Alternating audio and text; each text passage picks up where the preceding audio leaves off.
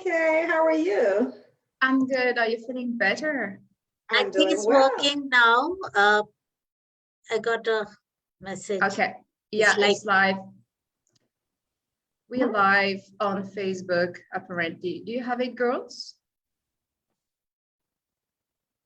Should be. Okay.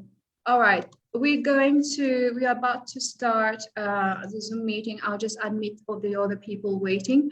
First of all, what we'll do, and I think meanwhile, Sofia will certainly join us, but she's going to speak first. And if she's not on time, I will shift to Kim. She'll be the first one, our newcomer in the sisterhood community. And I will introduce each and everyone so that the attendants will know exactly who you are and your backgrounds, if ever they have like questions tailor-made for each and everyone. And then we'll go with each of and everyone to have your views on the past year, like we did a bit last year. So if there's anything you might want to communicate about yourself, family, how you've handled the past year, about your company as well, that's very important, I think. If you want to share anything or any link, we will share the link for your company as well. And it's going to be a very lively roundtable, so we're all going to exchange. And if you have anything, any questions for the participants, I think that you know each other now very well. We know each other very well, so that might not be very, very difficult. All right. All right, so unmuting.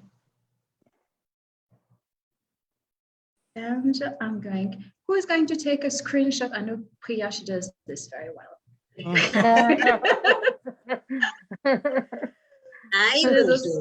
She's a specialist.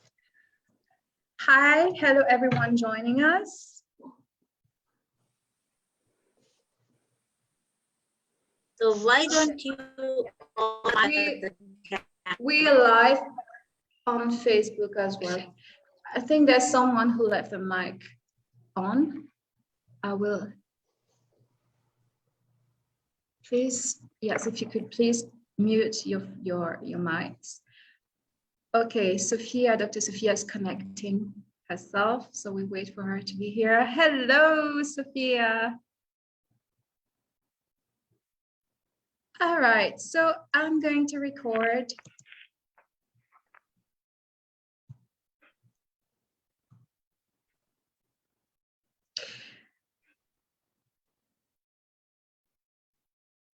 All right, hello everyone. I am Dr-Carine Jennings, and it is an absolute pleasure to welcome you all on this On and Upwards virtual roundtable with our amazing ladies from different continents. I will also seize this opportunity to welcome each and everyone joining us on this Zoom meeting or following the event live on Facebook. And please do not hesitate to drop us a line in the chat box to tell us which part of the world you're following us from, and the questions you might eventually, or comments you might eventually have for our guest speakers.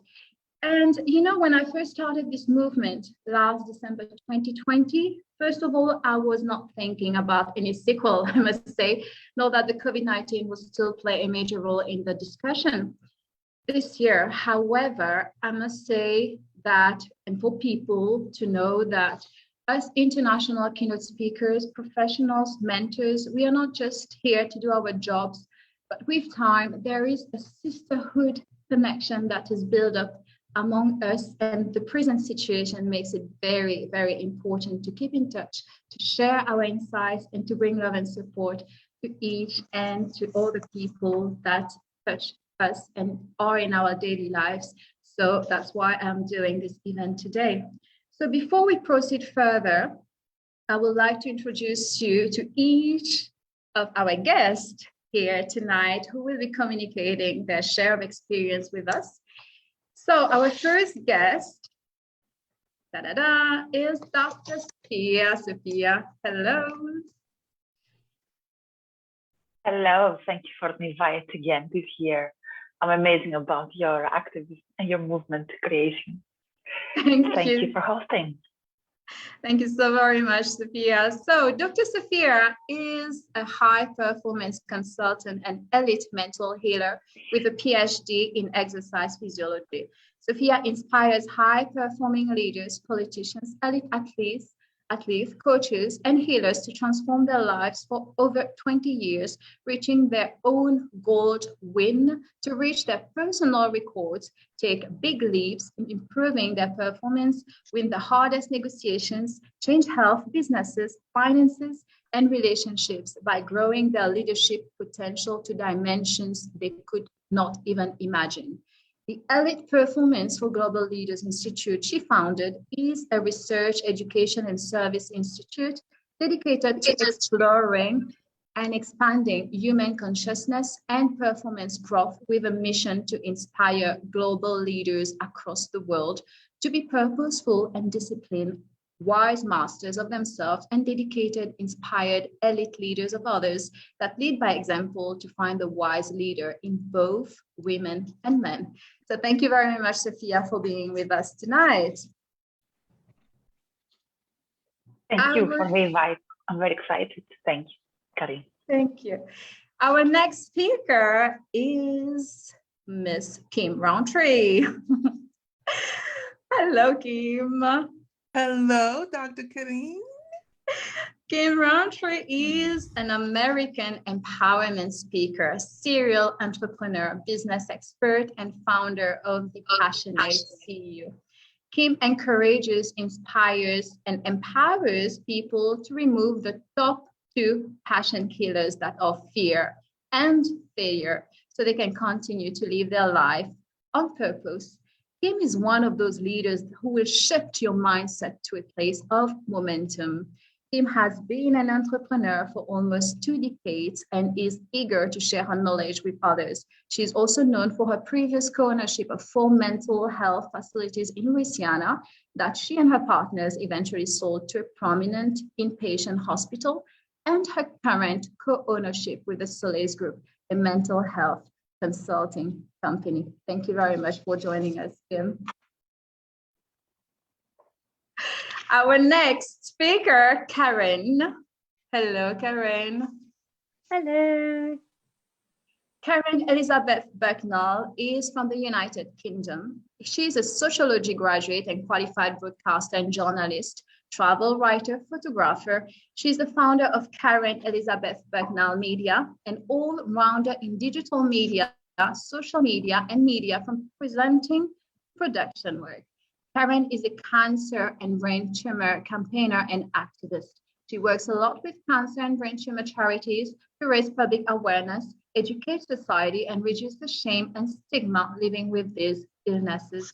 She is passionate about hidden disabilities issues and women's safety when traveling alone on public transport and on solo holidays. Thank you very much, Karen. We're very pleased to welcome you. Our next speaker is from India, Mother India. Congratulations, you have a new Miss Universe, by the way, and she's gorgeous. Priya Patra is the program manager of Capgemini India. She's a mother of 2, author, blogger, women empower believer, dreamer, creator, and a futurist, an agile evangelist, and a program manager spearheading digital transformation, digital quality assurance, and quality engineering program for large conglomerate in life sciences domain. She leads agile community of practice within the organization of 546 members across 40 countries, evangelizing agile practices across all levels in the organization. Priya is a speaker for both national and international conference on IoT, agile, and project management. Since January 2020, she has been building a women community known as the Women Power Up Network, and I'm very proud to be part of this network, which is a virtual community of around 450 women across the world. Priya is also a faculty member of the PM Circle, which is a unique community of project leaders, agilist coaches, and consultants, a circle of competence, knowledge, and unique global perspectives. When she's not working, she dreams about the future work and its impact on projects. Thank you very much, Priya, for your presence tonight. Thank you, Karen. It's so great to be back again. I'm so happy to have you again on this roundtable. And our next speaker Miss Corretta Doctorr. Thank you very much, Corretta, for making the time for us. Corretta, thank you. Corretta Doctorr is a professional public speaker, author, disabled U.S. Army veteran, business strategist, and 20-year career woman in the field of government and commercial contracts. Corretta graduated from Wade Hampton High School in Hampton, South Carolina in 1988. Joining the United States Army in 1991, she enrolled in college and earned a college degree in accounting, a second degree in business management, and is set to receive her third college degree in international business. Corretta is a master negotiator and business coach. Socially, she is a people whisperer, creating strong business connections and instituting a culture of positive team building and esprit de corps in all of her endeavors. Corretta is an active field advocate for the American Foundation for Suicide Prevention, known as the AFSP. She enjoys photography, world travel, dancing, and cooking. She travels the world speaking to adults and children about living their best life and provides tips, resources, and coaching to help people reach their professional and personal goals in life. Corretta focuses on positive messages, and her speaking topics are primarily on mental health, social wellness, and personal development and growth. Corretta is the founder of Communique magazine, which is an international publication launched summer 2020. She has one daughter, Brittany Alana Janai Cowart, and is the grandmother of 5 little angels. Corretta resides in Florida. Corretta, thank you very much and welcome. Thank you, Dr. Carine. Happy to see everyone. Same here. So, the pandemic, unfortunately, I have to come back on the pandemic, appended our lives. And the topic today is there anything we can learn from the experience? Because not only did the pandemic change our lives as we know it, but it may have changed us individually as well, from our morning routines to our life goals and priorities. Many say that the world has changed forever. But this year, whether the vaccines drove down infections and variants were kept at bay until Omicron, I must say, it was said that life could return to some form of normal. At that point, what will we glean from the past year? Are there silver linings or lessons learned? Dr. Sofia, hello. Hello. Sofia, you've been with us last year, and we were here talking on different subjects. And I know that last year you mentioned something very difficult about yourself that I'm absolutely not going to mention unless you decide to do it. But my question for you today is, how are you doing and how was your year itself? Yes, so it's amazing what a year can do, and I will happily share. I'll keep it as a surprise for the end, the update of what I shared last year, and where I am this year. So the past 12 months, well, we were already in the pandemic already last year when we met. And throughout these past 12 months, I really got a great teaching from life, from the universe, from also this pandemic, that wherever I was, whatever it was happening and wherever I was in the world, because usually for me to be fixed in one place, usually it was not happening. Like maybe every 2 weeks, every month, I was in a plane to go somewhere for professional or personal reasons. And this past year, I didn't manage to do that. And in combination also with other professional shifts that had to occur in my business, plus the personal experiences that had also got to be adapted. The biggest teaching for me was like wherever I was and whatever was happening around, nothing was stopping me from being complete and having my back. So even if I was used to travel a lot or go in various professional settings, and this time I had to shift in another way, whether the one or the other was happening, I was complete no matter what. And I always had my back about whatever circumstances would come forward. So it was very, very, that came as a wisdom to me. And this helped me a lot to break through various circumstances. Of course, maybe it was a bit hard to realize the perception at each specific circumstance, but the teaching was really a breakthrough every time that was repeating itself.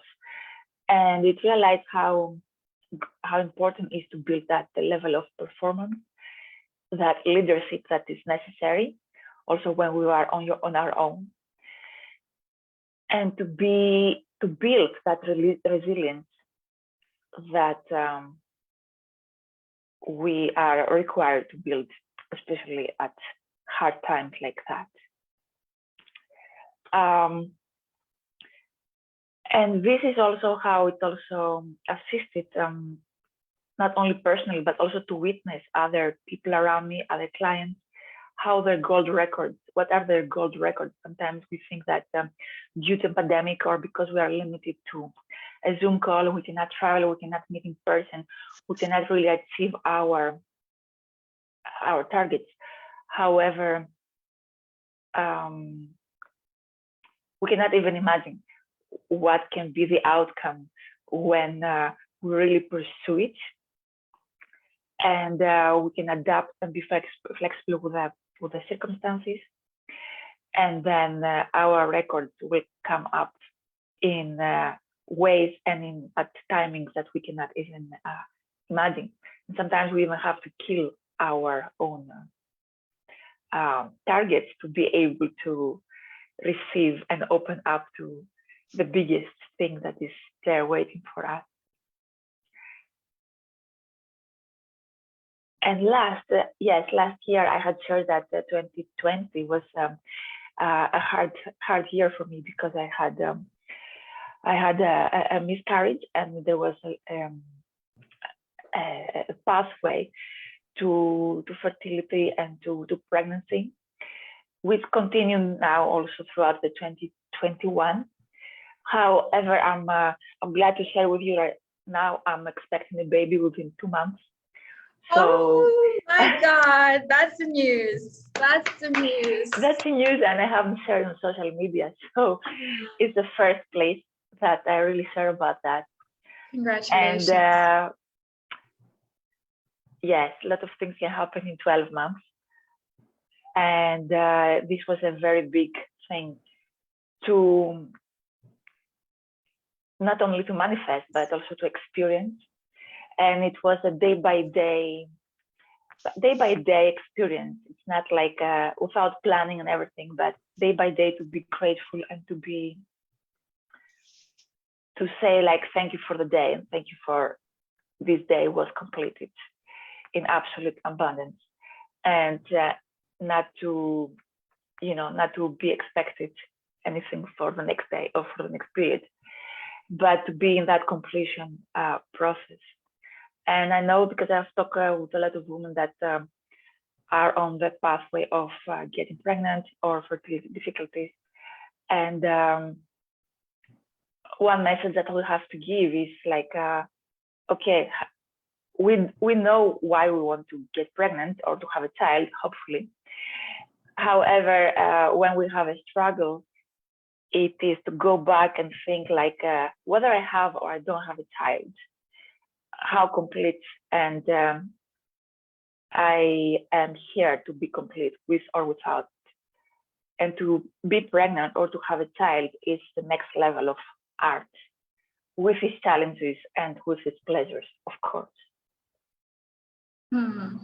That's beautiful, Sofia. I'm so happy. This is the best news I could have today, and I'm sure that all our other sisters agree with us on this. Ladies, do you have anything you'd like to share with Sofia? Congratulations, Sofia. I could not stop. I could not stop but unmute myself. So happy to hear about it. Last year we heard your story and definitely we were heartbroken. So this is definitely a very, very good news for us. So congratulations again. Thank you very much. Super. Very, very happy to hear this from you, Sofia. Congratulations to you and your family. Thank you, Corretta. Yes. Thanks Congratulations, Sophia. Thank you, Kim. I have a very good name for you. No, for the That's like you can do. My daughter's name is Hannah Gabrielle. Use Gabrielle if it's a girl. It's fantastic. Thank you. It's a lovely name indeed. It's amazing. It's an amazing outcome, and I'm very, very proud of the women you are, because yes, last year you were heartbroken and we were here, we assisted that.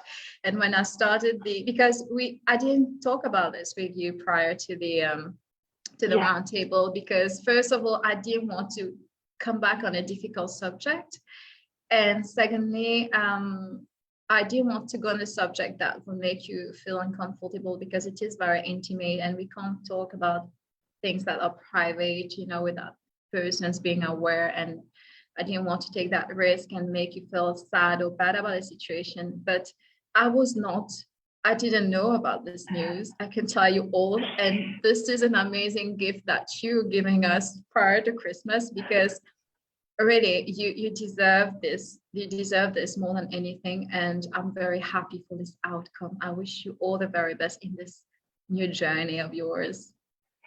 Thank you. Thank you very much. I appreciate a lot for your support last year and for your support also this year. And you always have our support. We always support each other in good and difficult moments. And this is why I absolutely wanted to do this roundtable this year again. And it's such an amazing period right before Christmas. We need that.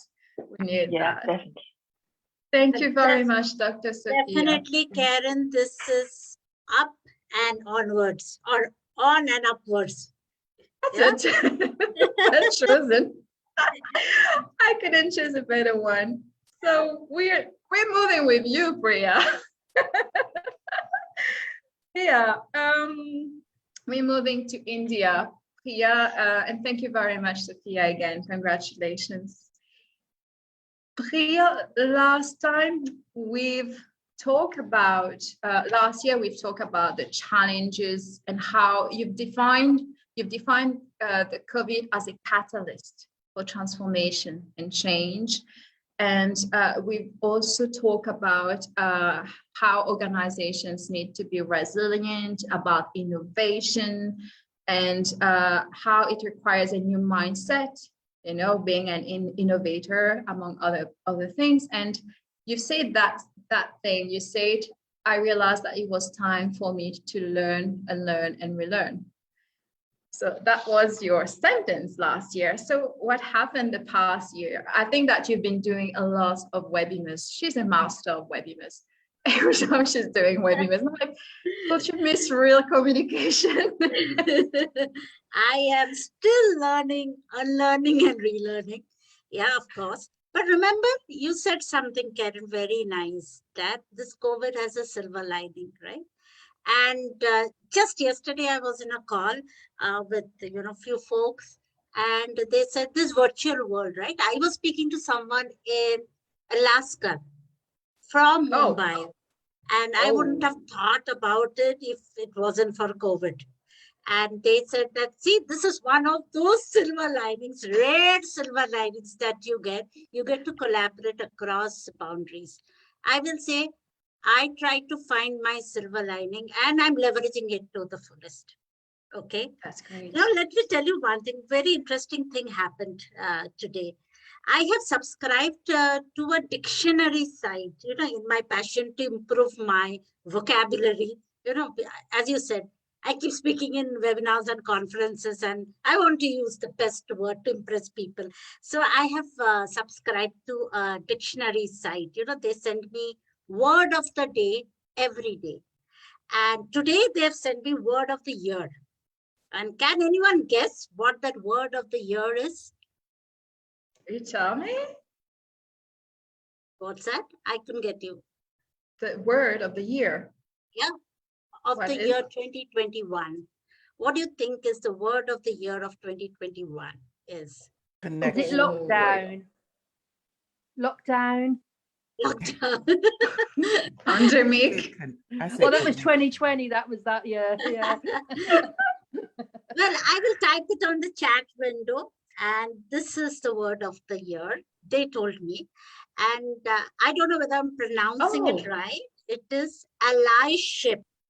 Okay, so it is about, you know, a state or a condition of being an ally, a supportive association with a person or a group. And the fact that we are here sharing our experiences, learning from each other, I think is nothing but allyship, right?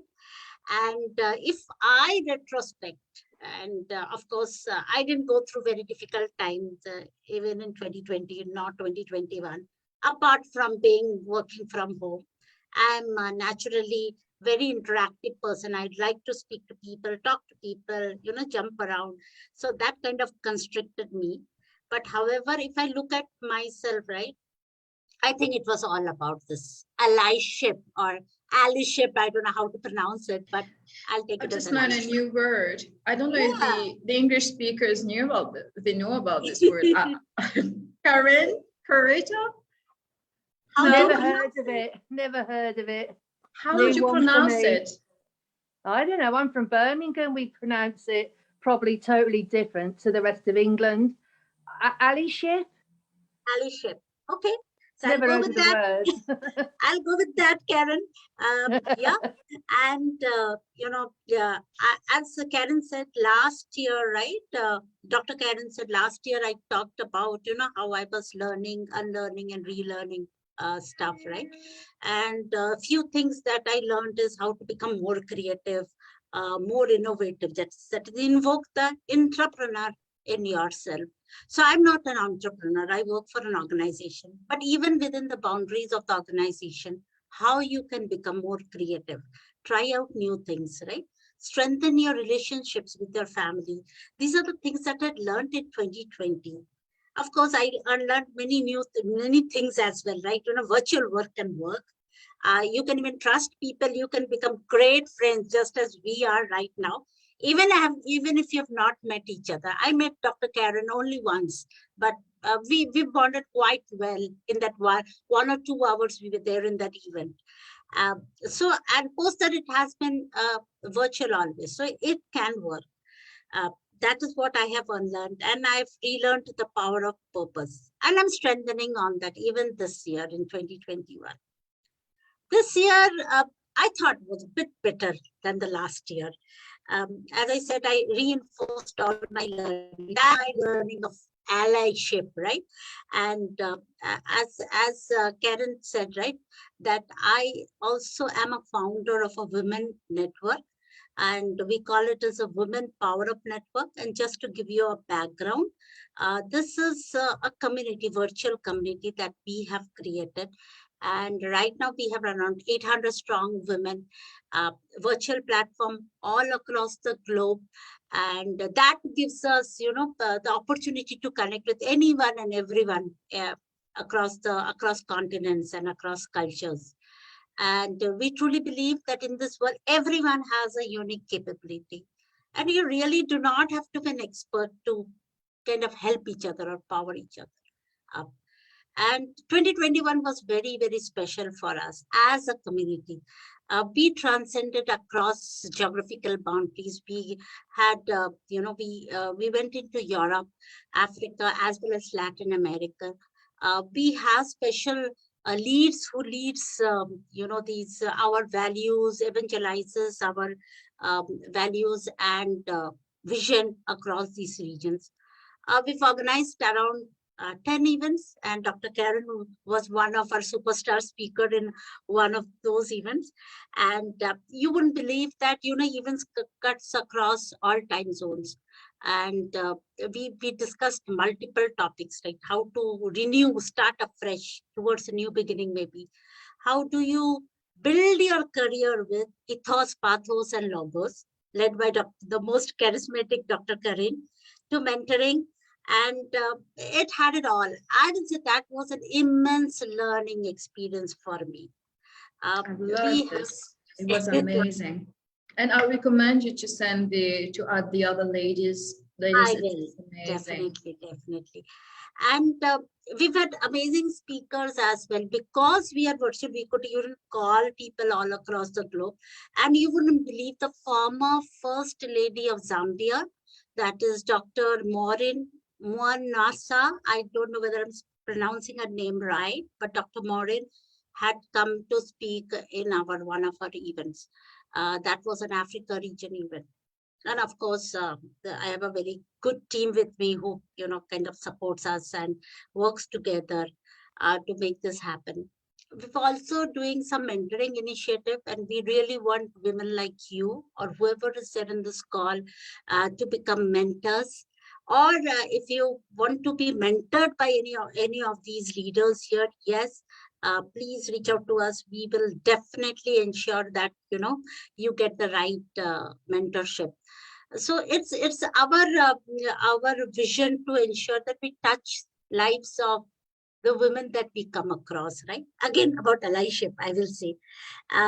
Yeah, and our mentorship program is like, it could be not only, of course, it is more on the professional side, not on the domestic side, but it cuts across the time zones. That is, you could have a local mentor in your time zone. Like if you're in Latin America and you want to speak to someone in Spanish, yes, that is also possible because we have mentors from across continents.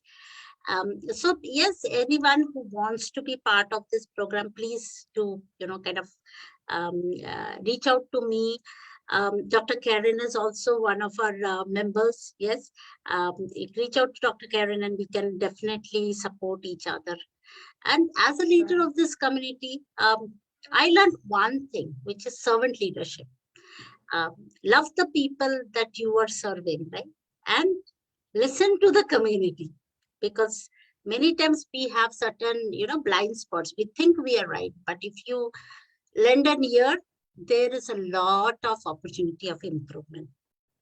And last but not the least, I learned to own up my mistakes, and definitely the team supported me. And this is a progression that I was talking about. I'm still learning, relearning and unlearning. And I think it will continue because that's where I think we get more energy and more growth in professionally as well as personally. The second thing that I would like, before I move to the second thing, I'll pause for a moment and see if there are any questions, any suggestions from the panel here or any questions from the chat window. I would like to take them. I just want to say that I personally appreciate this movement, the Women Power Network, because yes, I've had the honor. It was a real pleasure to be part of. It's a real pleasure to be part of this movement, and I've done this webinar last time with you, Priya, on ethos, pathos, logos. It was very, very inspirational, not only for me as a speaker, but I think for each and everyone, because I've also learned about other people's concerns. And it's true, Priya has an amazing networking. There were people from different parts of the world, America, Los Angeles, Argentina, I think, people from Africa, people from Europe, different parts of the world. So I would definitely share the link, the groups, and that would be amazing if you could join the movement. And if you have any concerns, questions for Priya, you might ask her. Yeah, and Dr-Carine, in that even we had representations from 24 countries. We took a poll and we found that, and they were amazed. They were looking at Mauritius on the world map and saying, "Oh my God, one day I would like to go to Mauritius." That was fun chat going on the event. She was very inspirational. How she, told her story about her career. You did a great job, Dr-Carine, that day.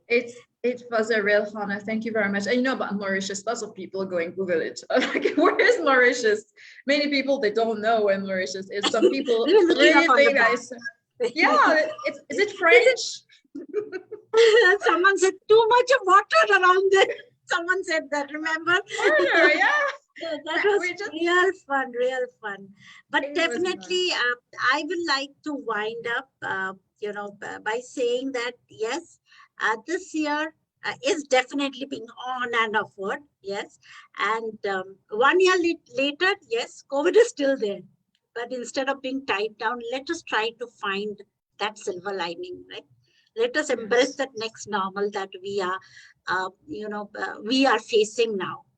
I know sometimes I'm also overwhelmed. I'm burnt out, stressed out, but I tell myself that, yes, every cloud has a silver lining. Bring in that allyship in whatever you do, because we are in it together. So for me, allyship is definitely the word of 2021, and I think 2022 as well. So what do you, Karen? Thank you so very much, Priya. Thank you very much for sharing this. Is there any question for Priya, or is it all good? Would you like to add anything? Yes, good. So thank you. Thank you very much, Priya. We're going now to move with our next speaker, and she is here tonight with her wonderful hat at 11-something a.m. in the US, I must say. And there's a story with Miss Kim Rountree. And before moving ahead, I just want to tell a very brief story about Kim and all the people here for people to know. You know, I met all these ladies the same year in 2019, all of you. So Priya, I met her in Mumbai in 2019 during that summit I was attending in India. And for the other ladies, I met you all in Birmingham. And for the little stories that I've just launched my autobiography here, The Legacy of Hope, that is also the name of my platform. It is the ongoing work of my autobiography.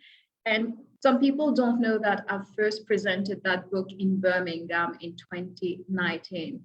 And it was the first time of my life that I was going on stage to speak on this different period of my life. I've never spoken about that before. And I remember I was there in Birmingham. I was shaking and really frightened about everything. And I knew that there would be many speakers from America. And I'm like, oh, I'm such a tiny spot. And how am I going to talk on this sensitive subject in front of women who are very experienced and things like that? And I was totally afraid. And I think Teresa is here online with us. Hello, Teresa. And there was also Natasha. Corretta, you know Natasha very well. And Natasha was one of the first persons who literally took my hand and gave me that confidence I needed to speak on this subject the very first time. And I went on stage. And if I had that strength to speak on this book that day, it was because of all of you, because I had you as an audience, all of you, Sofia, Corretta, Kim, Priya, certainly in my heart, because I got an award in India. You know, everything started from there. And Karen and Teresa and all the other ladies there. And I must thank you. And I think that if there's an event I've loved the most in my life, it remains that one in Birmingham, because this is where everything started. And this is the place where I found my voice back, because it was all written down. And that day was the first time I took a microphone and I spoke openly on my domestic abuse story. And I would like to thank you for this, ladies.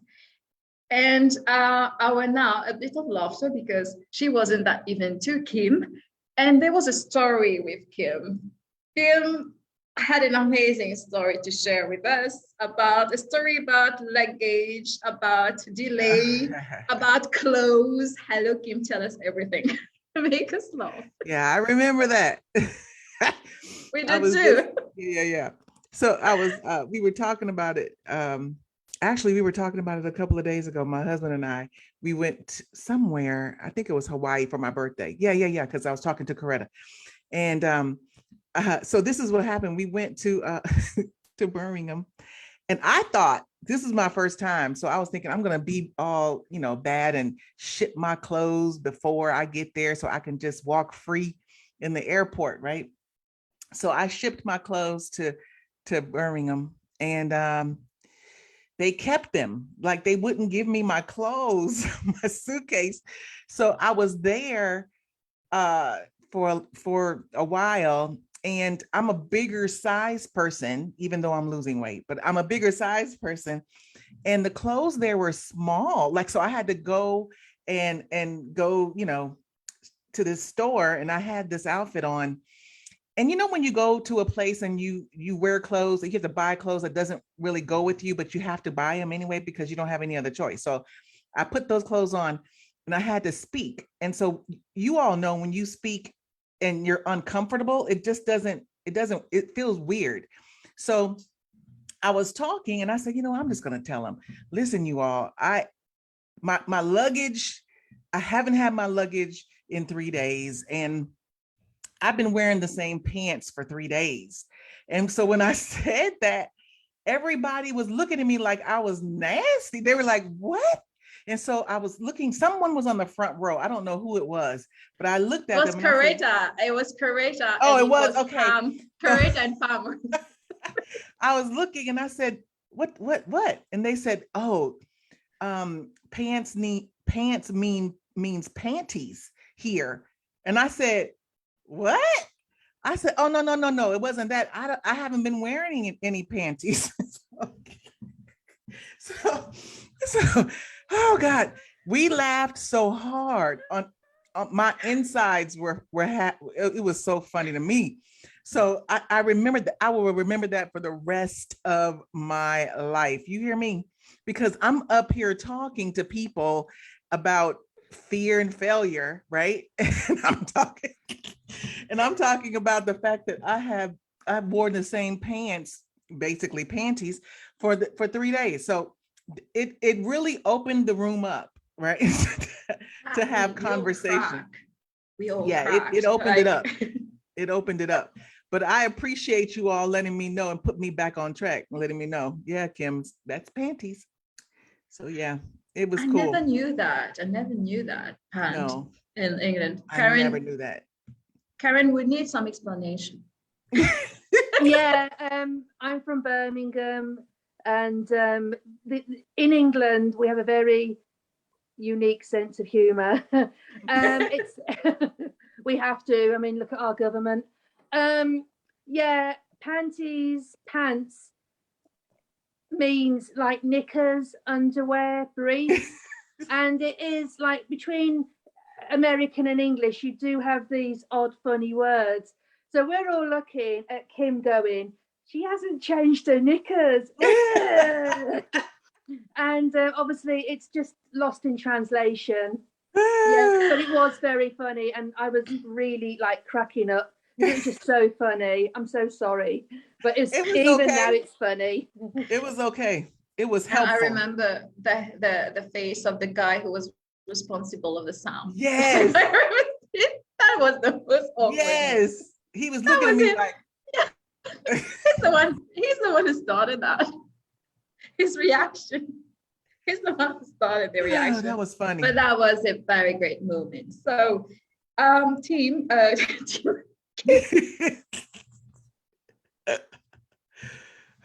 God. Karine, you are funny to me. Kim's effect. It's her first time with us at this roundtable, so we have to do it it's a kind of, in French we call that bisoutage.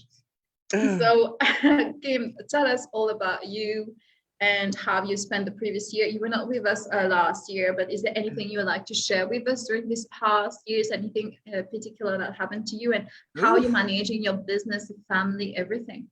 Yeah, that's a lot. So a lot has happened. It doesn't seem like it's December, it's going to be 2022. Happy New Year. It's going to be, it seems like we're in 2020 still stuck. Right. So I'm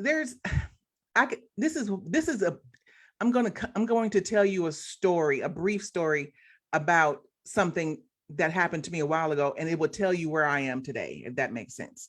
So I had a few years ago, I bought a horse. Right. And I know you see I like fedora hats. This has nothing to do with the horse, but I like fedora hats and cowboy boots. I'm from California. We have to do what we do. But a few years ago, I bought a horse. The horse's name, Popcorn. Popcorn is my favorite snack. Popcorn and real butter, not the fake butter, real butter. And Popcorn, her color was like popcorn. That's why I called her Popcorn. And so I did not know how to ride a horse, but I bought a horse. So I was scared as hell to get up on the horse. So I went to the stable, and the trainer said, you can't use a step stool to get on the horse. You're going to have to figure out how to get on the horse by yourself. And I was like, I looked at the horse and I looked at myself and I was like, I can't get up on that horse. How am I going to get up on the horse? So I was scared, but it took me about maybe 2 days or 3 days to actually get on the horse by myself. And when I got on the horse by myself, I got on there for a good 3 seconds and then I fell off the horse. And I was so embarrassed. Like there were people around looking and stuff like that. And he said, get up, the trainer, get up. And I said, okay, get up and do what? He said, get back on the horse. I was like, I'm not getting on that horse. Not today, maybe tomorrow, not today.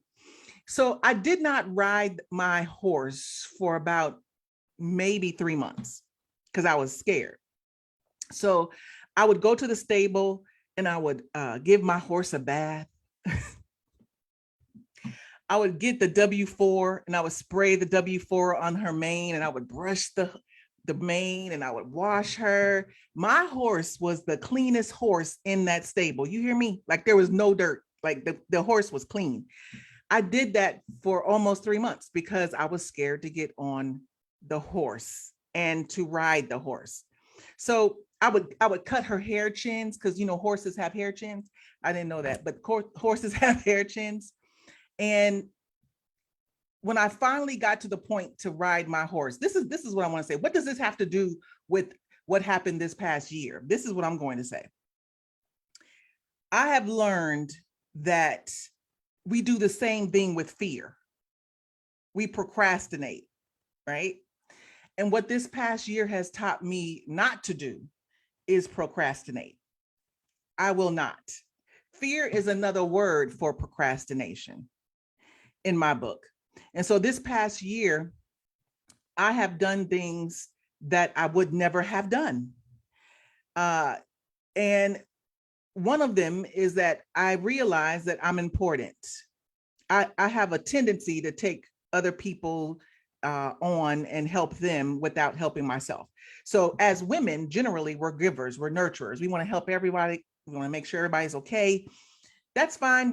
It's okay to do that, but not to your own demise, right? So you have to take care of yourself. And so what I did was I saw myself gaining weight. Maybe y'all didn't, but I gained weight during COVID. And, you know, because we were stuck in the house. So all we had to do was eat. So I gained weight. And then after COVID, when they were releasing us and letting us go out a little bit, I noticed that I had gained like a lot of weight and my face was puffy. I don't know how to explain it, but my face was puffy when I looked in the mirror. It didn't look normal to me. And so I said, you know what? It was late one morning and I was in the bed and I was searching online and I said, I need to find somebody out here needs to be able to help me lose weight that takes insurance. And if you know what I mean, most people most entities that help people lose weight, they don't take insurance, right? You have to pay cash. And I didn't want to pay cash. I wanted to use my insurance. So I found this place and I was reading the website and I said, oh, it's in Charlotte. So I was like, okay. So that day I sent an email and I said, I want to come and see you all. So I think the next day or 2 days later, I had my appointment. This is all self-care, y'all. I'm telling you, I went to my appointment. They took Blue Cross Blue Shield and they took my blood. And then 2 days later, I had to come back and get my results. So have you ever been in the doctor's office getting ready to get your results and the doctor comes in and they have this face like, ooh, like that? That's the kind of face she had. It was like, she said, we have a lot to talk about. I said, what the heck? What do you mean we have a lot to talk about? And she says, yep, let's start with this. You have Hashimoto's. So I didn't know what Hashimoto's was, but in my mind, I saw like a deformed person. I know this is weird, but in my mind, I saw a deformed person. I don't know why I saw that. So I saw, oh my God, I'm going to live my life in deformity. I'm not going to be able to walk. And she was thinking, what are you talking about? And I said, I don't know what Hashimoto's is, but I'm thinking that it's something like that. She said, no, it's not. It's your hormones. It's your thyroid. They're attacking each other. And so what you have to do is change your eating. And I said, okay, change my eating. So she told me what I had to eat. And basically I was telling Dr.Carine this, I mean, like, all I just have to breathe air. That's basically it. I have to eat vegetables and eat my protein. I don't eat beef or pork or anything like that. I eat chicken. I'm allergic to chicken. I found out that I can only eat chicken that's basically, grown in your backyard and you kill it. That's basically, that's the kind of chicken I can eat. And then I found out that I can't eat gluten. Now, this has been going on in my blood test. It says this has to have been going on for about 6 years. So you mean to tell me this is me as a woman. This is where we are, y'all. We have to make sure that before we put someone else's oxygen mask on, that we take care of ourselves first. That's it, period. We have to take care of ourselves first, because you cannot leave a legacy of sickness. Your children see you, your friends see you, they see that you're doing all of this stuff that you're doing for other people, but you're lacking taking care of yourself.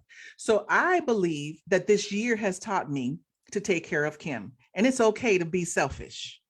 Just for a little bit, it's okay. That's not a bad word. You can be selfish enough to take care of yourself.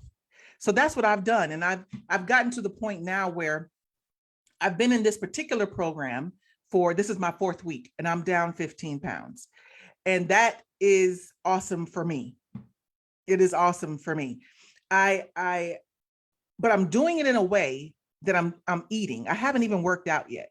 Now I do have to walk. I will start later, but I can't do 2 things at one time. Right? I can't chew gum and walk, but what I can do is learn how to eat first and then exercise. Some people might say to do that differently, but again, this is me. This is something I'm dealing with. I got to get my mind right when it comes to working out, but I can start with how I'm eating. And so fear will keep you in a place. Fear will keep you in a place because you don't want to know the truth. Did I think something was going on? Yeah. Did I want to know? Nope. Didn't want to know. But it'll get you to a point where you're saying, you know what? I don't want to live like this. I want to be happy. I want to smile. I want to be able to walk up the stairs without passing out after the 5th stair. You know what I mean? So you want to be able to take care of yourself. And so what this year has taught me is, Kim, it is okay to be important to yourself. That's what I would say, Dr.Carine. That's great. And I'm always saying it. People might think that we're selfish sometimes when we say, self-care and things like that. But at a certain moment, like, you can't empower other people if you're not good in your body, you're not good in your mind. I have the same problem. I have an hormonal problem, imbalance. And, people would tell me sometimes, oh, you gain weight, oh, you lost weight. It's never okay for people. And I'm like, okay, if only you knew that how I'm suffering inside with all my hormonal imbalance. Like, I am very intolerant to gluten as well. The more I avoid them, the better it is for my body. Yep. And I think it's very important. Sometimes, yes, we're afraid to know the truth, so we don't want to go ahead with the test, and we don't want to see the doctor making this headache. That's my fear. It's like every time I go to the doctor, I feel the reaction, whenever his or she's handling the results and things like that. But sometimes it's just good to know for our own sake, for our own happiness. And I'm very proud of you. Like I told you, there's no written rule when it comes to this particular, let's not say problem, let's say this particular situation. Some people would be more comfortable in doing more sports, and other people would be more comfortable in dieting and things like that. For me, I remember when I gained like 10 kilos in month because of depression, 10 kilos like this, and people were like, oh my God, look how she is now and things like that. And I was just suffering. And I went in that center to try to change my eating habit. And the first week, I gained 2 more kilos.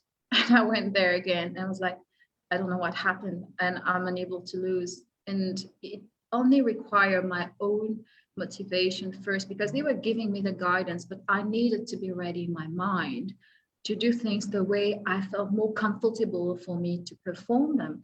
And gradually, the first week, I started running on my treadmill. My friend is here, and she saw me 5 minutes. That was too much. I was off it. I was running 5 minutes and I was off it. And then gradually, I started slowly but surely to reach at least the goal I set for myself at the beginning. So I'm very proud of you, Kim, and I know that you do amazing, and you'll be very good in some weeks or months. You have that motivation, you have that inner strength in you. So I have no doubt about you overcoming this very shortly. Do you girls, do you have any comment for Kim? Question? No. Yeah, hiya. Your horse story was amazing. It made me laugh because I can't get on a horse either.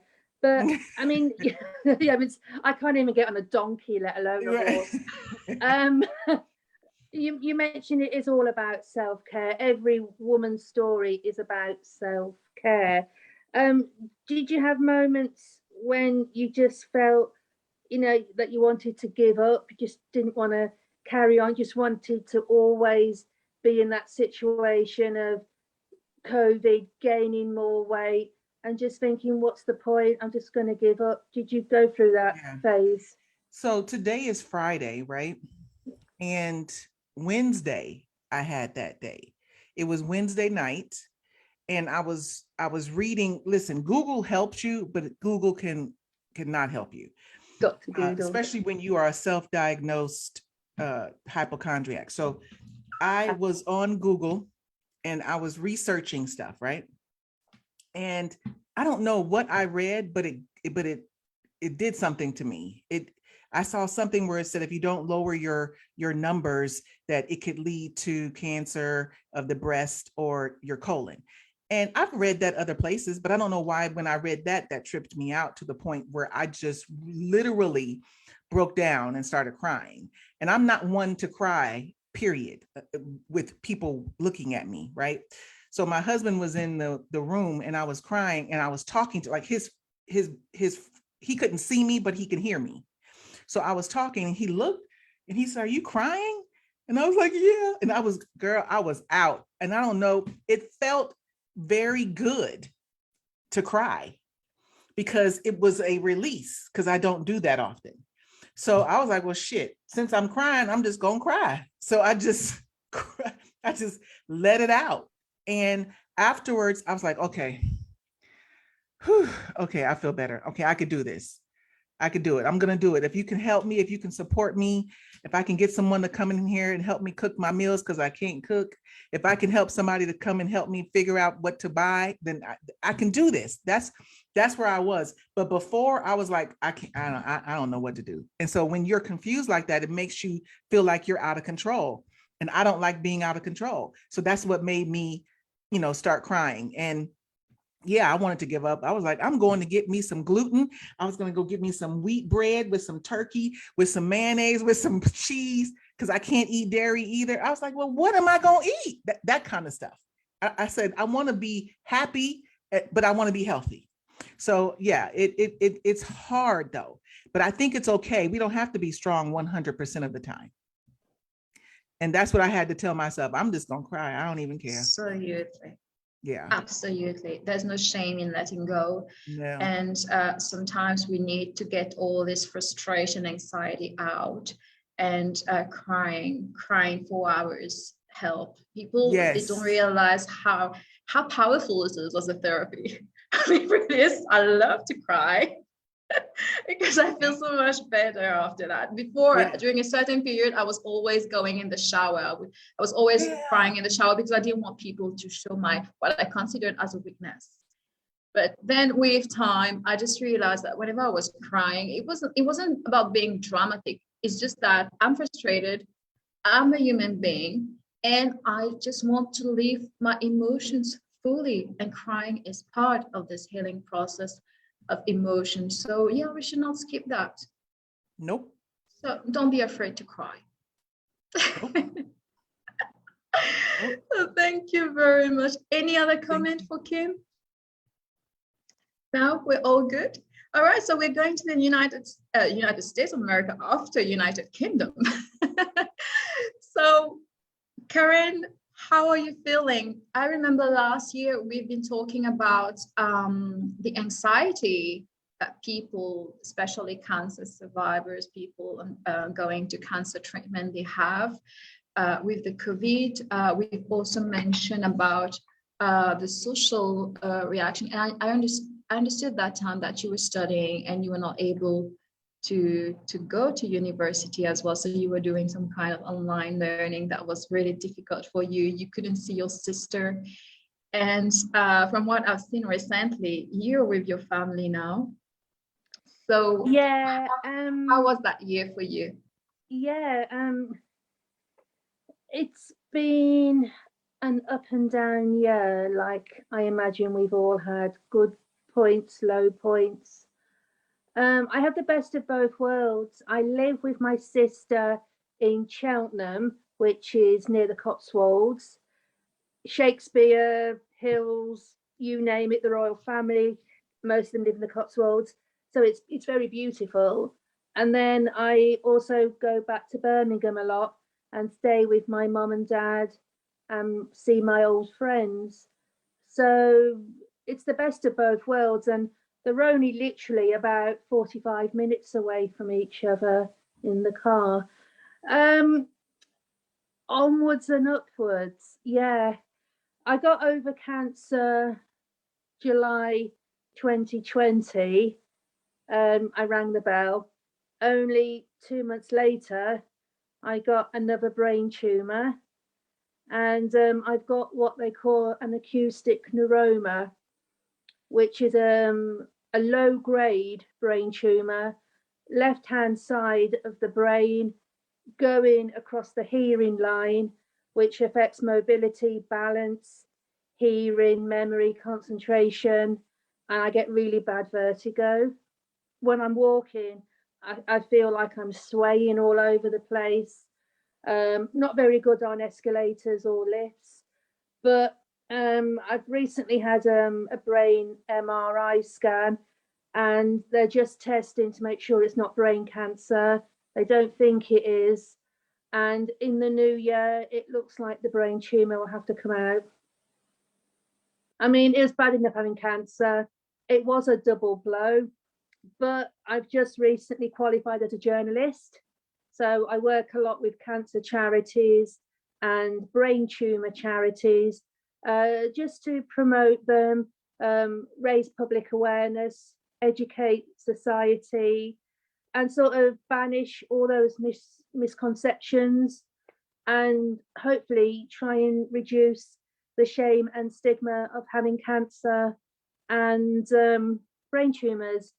I mean, we have a family history of cancer, so that doesn't help. But my oncologist says your body keeps producing tumours, whether cancerous or benign. And you've got two options. You can either sit down and cry and never get out of bed, or you can, as a sociology graduate and as a journalist, you can actually raise the profile of these charities, of the conditions, and help people like you, whose parade got rained on too, and help them to dance in the rain. So that's very, very rewarding. I think God gave me the chance to go to university, not only to do my sociology degree and become a sociologist, but to get involved in media and become a journalist to help others. Because I have a gift of words, a gift of communicating, and very empathetic. So I sometimes think God's saying, okay, you didn't want to go on that journey, you can't go on that one. Let's put you on this journey and help people. And the nicest thing is I have a Facebook page called Karen's Cancer Journey, and that's got nearly, I think, about 370 followers.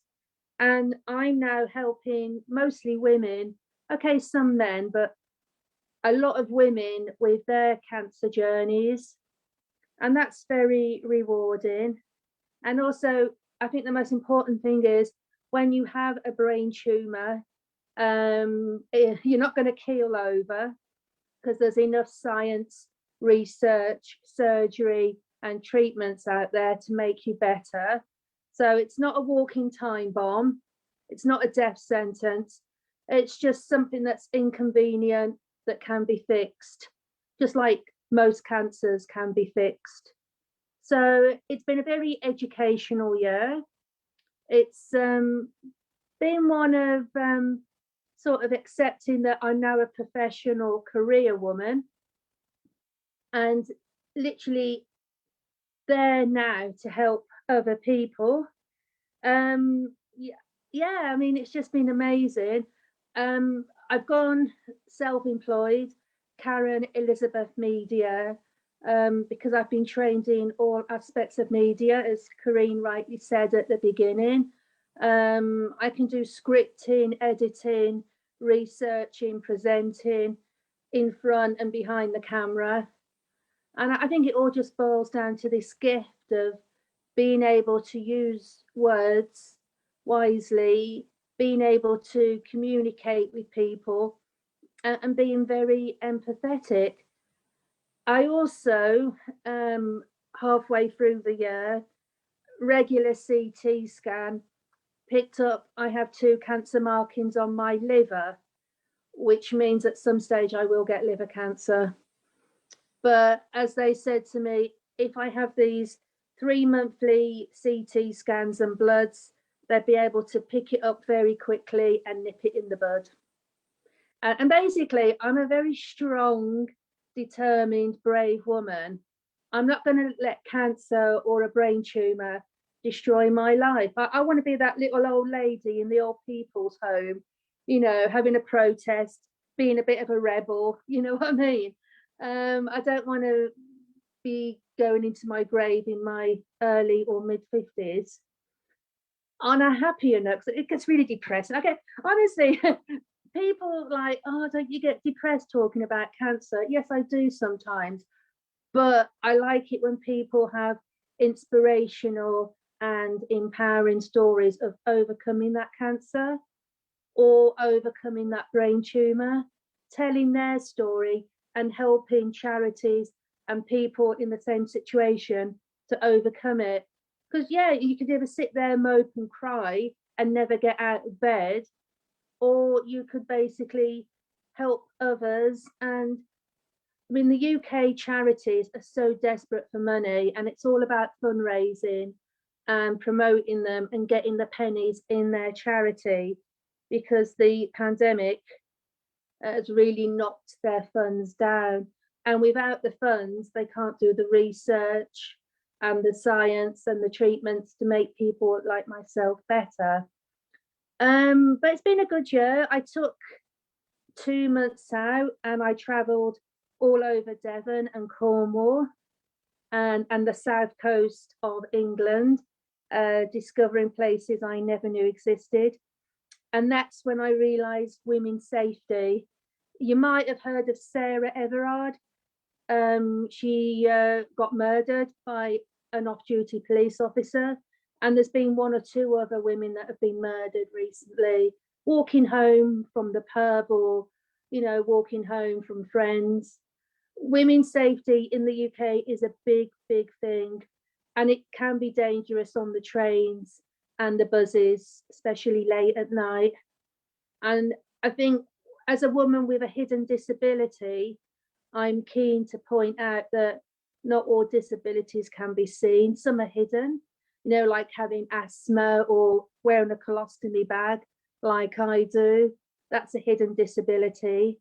And just saying that, you know, women in this day and age, even girls, need to be very careful on public transport and when they go away for like solo holidays, because it's a very bad world out there.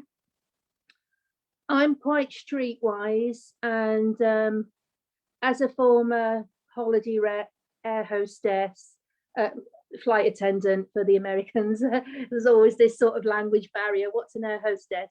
Flight attendant, they get it. it's very keen to promote that when you go traveling, as you guys know, you always have to sort of look behind your back, make sure you're safe in the hotel room, even if you're walking along the beach. You've always got to have your eyes the back of your head. And I think lastly, most important thing I've learned is during the pandemic, especially, whether you've got cancer, brain tumors, heart disease, diabetes, we're all as vulnerable as the person that's normal and healthy, because we live in a society where the virus is very right. So I think we're all as vulnerable as each other when it comes to getting COVID, whether you've got cancer or whether you're normal, healthy, never had anything the matter with you. We're all as vulnerable. I know a lot of people that got COVID this year. Thankfully, they're all okay now. But I know a lot of people that have got cancer, especially aunts and uncles that are no longer with us. But I think what the pandemic has done, it's made us realise we're all vulnerable. We all should be seeing each day as a special gift and value and treasure each other, and basically live for today, don't put off for tomorrow. And just appreciate the joy of being alive. Because, you know, some people tonight will go to bed and they won't wake up tomorrow morning. And I think that's sad. But I think also it's nice to just be with your family. I think if anything, the pandemic has taught us Christmas isn't about the toys, the booze, the food, the fancy big presents.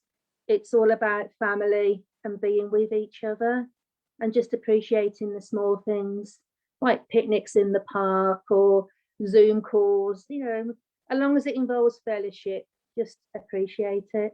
And that's it. Thank you.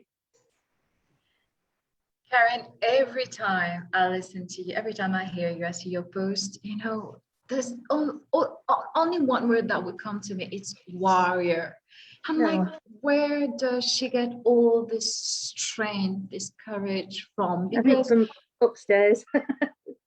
I think so. You're blessed. You're blessed. There's something somewhere in the universe that is sending you all this. Because every day I meet people who have, you know, who are always complaining about the most meaningless thing. And I'm like, can you imagine that somewhere in this world there are people who are living worse than this, and they are finding that courage to overcome all this, and you're here complaining about, I don't know, this color doesn't suit you well and how miserable you will look in that dress and things like that. Oh my God. And then I go on Facebook and I look at your post, and every time, sometimes you're sharing your experience, your journey at the hospital, I try to put a heart and to send you my support. And I'm like, this woman, she is amazing. Not only the last time I said something, I told you, I think that helping others gives you more power and strength. And you just proved me that I was right, because not only are you working on your own situation, but now you're helping other people, like the women's safety. So you also find time for others. You're a truly blessed woman, and I love you for the woman you are. Oh, thank you. That's really sweet. I mean, next year I'll do a whole feature on dating sites, but that's next year's project. Go for it. Truly inspiring, Karen. Oh, thank you. I wish I was this strong. I wish I was as strong as you are. You are strong. You are. I mean, at the moment, I'm inundated with, you've probably seen on Facebook, if it's not TV, it's radio, it's press, it's magazines. I just wish I was in demand with blokes, because the minute you say cancer, brain tumor, colostomy bag, I'm a journalist. I mean, on the dating sites, you go from like up there to down there. So I just gave up. Every time I get like a tumor, whether benign or cancerous, and I'm dating someone, they drop me. I mean, I was dating because they are not good enough for you. Well, I mean, to be honest, because it takes only a real gentleman, a real man to love the woman you are, because you're the kind of woman, you're a gem. I don't even thank you. understand. I don't You know, understand. they are not worth it. Yeah, So, it's just that the last one, I was dating him for 3 months, got my brain tumor, and suddenly he's out with cousins, which I later found out he was dating other women. So again, but I think at the end of the day, it's a common problem for women that have cancer. It's really hard for them to get back into the dating scene if they're single or divorced or widowed. It's a really big thing for them. but I'm pretty sure you found the right one, and I can tell you, it's not necessarily because of a cancer. It's just the way the person is. So I've experienced men like this as well. So I can tell you that they'll loads like this. You have to go through all kind of bad experience to finally fall on the right one. So bear in mind that it might not necessarily have anything to do with your cancer. It's just that they are just worth it. I just feel constantly like a middle-aged Cinderella still looking for Prince Charming. But you know what we say, it's better to be on your own or with the wrong partner. So enjoy your life, be happy with everything you do, because you're doing amazingly well with all your fights, the fights for yourself and for others. You are a real blessing. And like I told you, I'm very, very proud to know you, and I'm very happy to have you on my roundtable. And we'll certainly speak again next year for the next roundtable. And maybe you'll be in a relationship by then. I think you've got more chance of me being a minister than being in a relationship. I mean, anyone could do Boris's job because he's made such a mess of the country. I just feel anyone could be a prime minister at the moment and do a better job. So I'll probably be like prime minister next year. Oh, that's all I wish you. Or here as well, I might be the next prime minister here as well, because I think that we require some changes here as well. So thank you very much, Karen. Thank you for sharing. Everyone. Thank you. Thanks. And now we're moving back to the United States of America with, last but not the least, our great Corretta. Corretta, how are you doing? Very well, thank you, Dr-Carine. Hello, everybody. It's so good to see everyone again. I just want to start with this, Karen.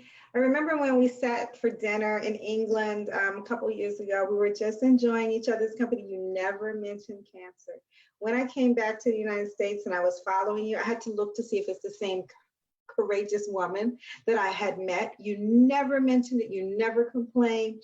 You taught me a lesson about presenting who you are, and everything else that comes with you has to be accepted later on down the road, because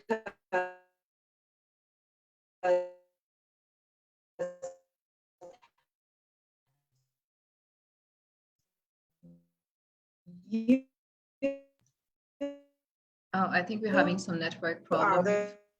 We're having some network problems. Okay, you're back, Corretta. Sorry, we've lost you for some seconds. Okay, well, I'm going to get started. You know, during this last year, we heard a lot about the C word. I can remember back in time, the C word was cancer. The C word is now COVID, coronavirus, clinic, vitamin C. You know, so my name starts with the letter C, and I'm going to leave you all today with mine as well. Yes, that's right. 5 words that start with the letter C that we can each say that were lessons during this year, and things that we can take into the following and coming years as lessons and reminders of things that should become important to all of us. They don't define us, but they are things that we should keep in mind as we move forward. The 5 C's. What I'm going to do is give you the 5 words, and then I'm going to come back and I'm going to elaborate on each one for you. And then at the end of this, I want you to think about one word that starts with the letter C that is representative of something you have also learned in this year that you can go out and share with other people to help them be stronger in their approach to the way that the world has left us to carry on, okay? So the 5 words that I have for you are character, courage, confidence, clarity, and compassion. So I'm going to start with compassion. Compassion came to the forefront of my mind this year when I needed it most. During a period of loss and grief, and then followed with a period of depression and just not understanding or not wanting to understand a lot of the things that were happening this year, I realized that as people were approaching me that didn't understand the position that this world left me in, that I needed to offer them some compassion. I needed to be representative of what I wanted in return from others. So when we speak about the word compassion, we need to consider what we need to give to others so that they also understand what we need in return. So compassion for yourself and compassion for others. Display compassion in the words you speak, the actions you take, and be slow to move when you're not sure how you should respond to situations. Always consider using compassion. Okay. The second word that I'm going to go to is character. I know the standard definition and the standard understanding and the words that come to mind when we think of character, but this year has shown us that we can quickly get out of character and we can quickly come across others that are not in character. So, sliding back a little bit to that first word of compassion, understanding that people are put in situations this year that they've never had to face before. Though it's not our responsibility to be so available for others. We must become some percentage of available to those who we are in the immediate circle with, those that we have to do business with, those that we have to entertain and interact with, that we must show good character regardless of how bad the situation is. When you display a purposeful, a passionate, and a compassionate role of character, you will likely get that in return. The third word that I have is courage. You need courage to face adversity, to face positivity, and to face things that you've never seen before. It can become scary. I'm quite sure that each of us has faced something this year that we were truly afraid of, whether it's the COVID test, whether it's to pick up the phone to hear the sound of a voice that was in distress. Whatever courage you knew about before, you now have a different meaning of courage. You have to be stronger in different areas of your life than you've ever had to be. But remember, you have to be strong for the good and for the bad. Sometimes, and this is something if you've ever heard me speak before, I've said this, sometimes too much of a good thing can be too much. So those positive things that are happening, great, it's wonderful, but don't get overwhelmed with so much good because there are still roller coasters of bad that may come our way and we have to know how to balance them. A lot of ups and downs can give you a lot of emotional stress. So understanding, having the courage to sit down and slow down and understand that those peaks and valleys are going to come will help you all to not only accept the things that are going to come your way, but the courageousness in being able to share with people who may not be as strong as you, to be able to share with them tips and tools to be able to get through some things. So be strong, not just for yourself, but for others. The next one I'm going to go to is confidence. You have got to be confident. You have to speak it, be it, stand by it, and understand that your confidence will come off to those in your circle if they understand you. So speak with intent, speak with the heart, mean what you say, and be ever confident in what you do. It's one thing to speak confidently. But then when you hang up this call and you walk away from this call and you say, oh, I'm going to be this great person, or I'm going to do these positive things in society, go confidently and actually do them. Be confident enough that the feedback that you receive from your actions, good or bad, are going to increase your knowledge of who you are. It's really important. So I think we're on clarity. Our last one, my last one, clarity. Clarity is understanding your journey and the journey of those around you. Here is why I say that. When it's clear about the intentions and expectations of people that you have to interact with, it's best that you're clear in communicating what you understand about them. And it's equally important that you share what your expectations are. People who have to interact, they just assume that each other knows what it is. We assume that we know what our spouses are thinking. We assume we know what our children are doing and what they want. We even assume what we want. With all this change that has happened, I'm not even sure what I want to eat for dinner tonight.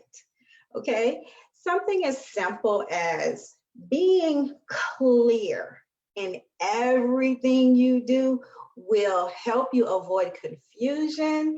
It will help you have so much peace in your life that there isn't room for jumbledness. You know, they say clear the noise. Do that with clarity. It's real simple to sit down and make a list of things that are jumbled up to you, that are confusing, that are causing you anxiety. Once you prove that you take that list, right now, what can I do to fix this?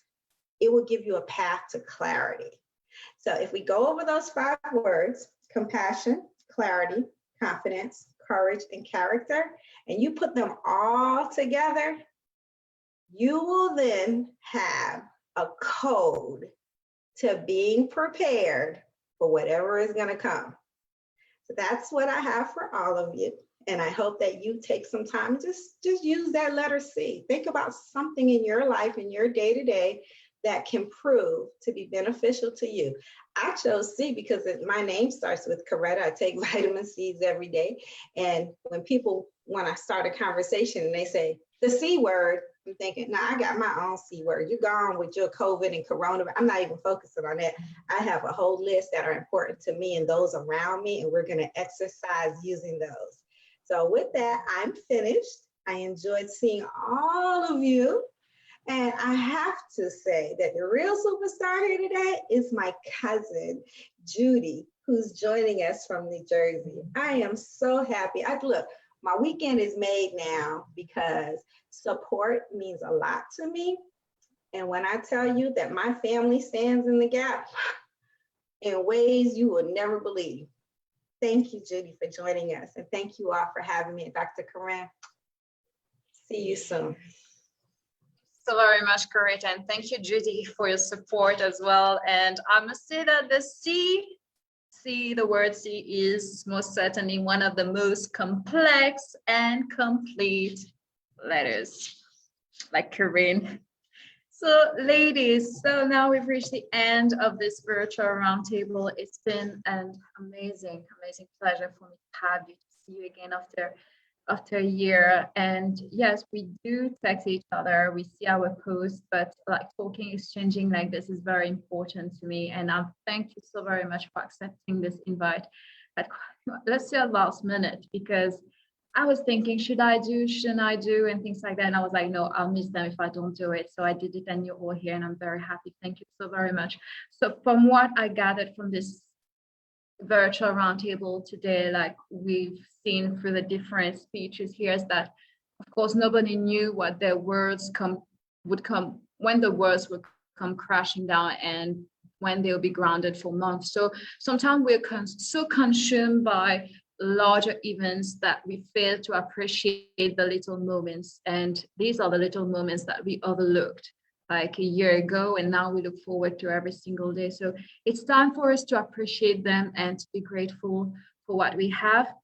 And of course, like I've mentioned, the sisterhood bond at the beginning, it's true that as humans, we are social creatures and we rely on one another for emotional comfort and support.